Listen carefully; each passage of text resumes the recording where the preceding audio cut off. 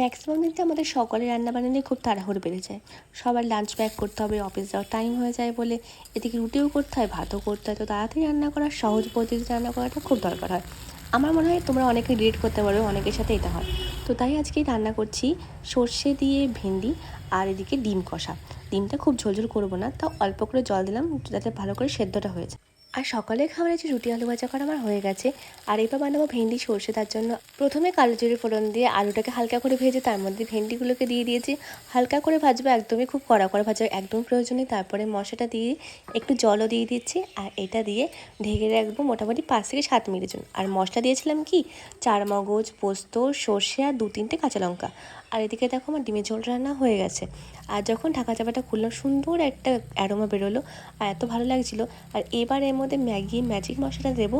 বেশি না, 1 টেবিল চামচ মতো দিলেই হবে, কিন্তু এইটা খাবারের স্বাদটাকে না দ্বিগুণ বাড়িয়ে দেয়। তোমরা যখন এবার ভেন্ডি সর্ষে করবে, একবার একটু ম্যাগি মশলা দিয়ে দেখো, বেশ সুন্দর লাগে কিন্তু খেতে।